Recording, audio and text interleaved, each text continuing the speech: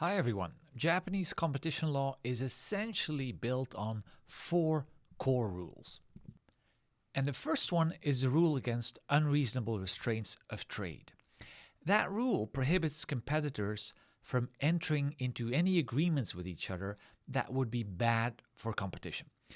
To use a more technical term, it prohibits all horizontal agreements that are anti-competitive. The closest equivalent in the EU would be Article 101 of the Treaty on the Functioning of the EU. In the US, it would be Section 1 of the Sherman Act.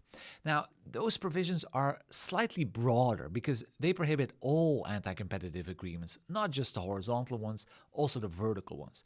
But in Japan, the vertical agreements are caught mainly by Rule 3, which we'll see in a minute. Okay, what are typical examples of agreements caught by this rule in the Japanese Antimonopoly Act? Well, the quintessential example of an unreasonable restraint of trade is a price-fixing cartel or bid rigging. So when the Japan Fair Trade Commission goes after those, it applies Rule 1, the prohibition on unreasonable restraints of trade. All right, rule number 2. That's the rule against private monopolization.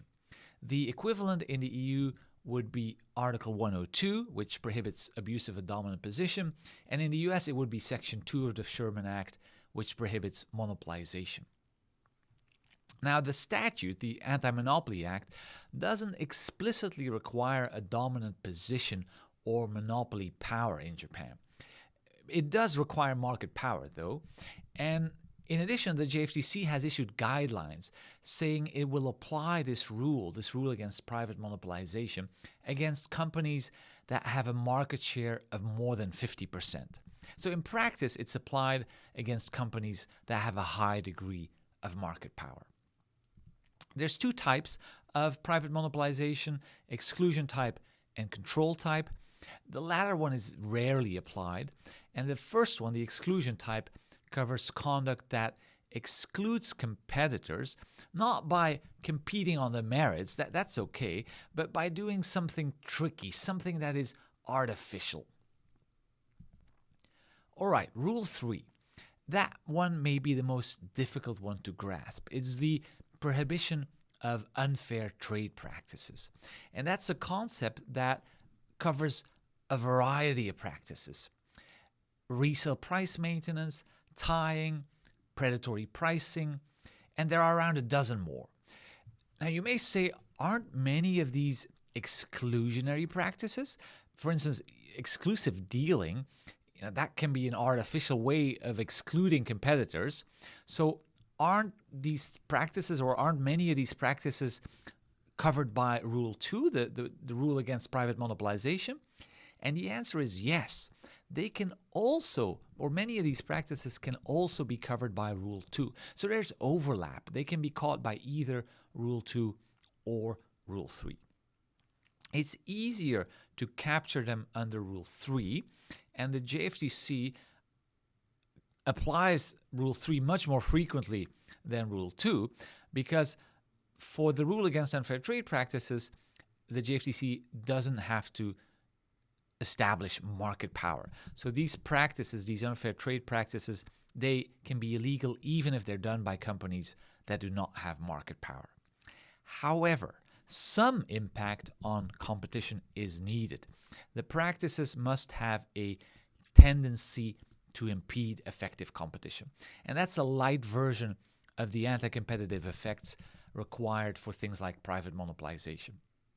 Maybe an easy analogy is that the prohibition of unfair trade practices is like the smoke alarm of Japanese competition law. It allows the JFTC to tackle practices in their incipiency at an early stage before they cause great harm.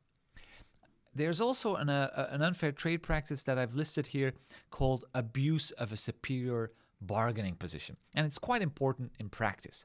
It applies in vertical relations, so for instance in the relation between a supplier and its customer, where there's a significant imbalance in power because one of the parties may be dependent on the other. In those situations, if the party with the superior bargaining power abuses that power, by imposing unreasonable disadvantages or by imposing a disadvantage that is unpredictable to the other party, then there will be an abuse of a superior bargaining position.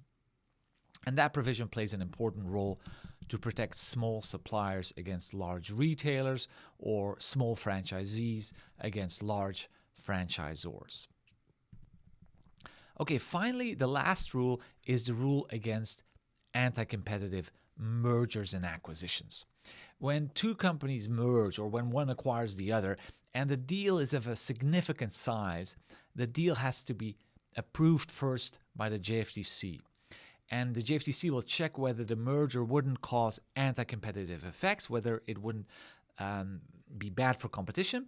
And if the JFTC thinks it would, then, well, the parties will have to come up with a solution, and that's called remedies, or the JFTC will block the deal. So there you have it, the 4 key rules of competition law. Those 4 rules are the foundation upon which all of the Japanese competition law cases are built. Thanks for watching.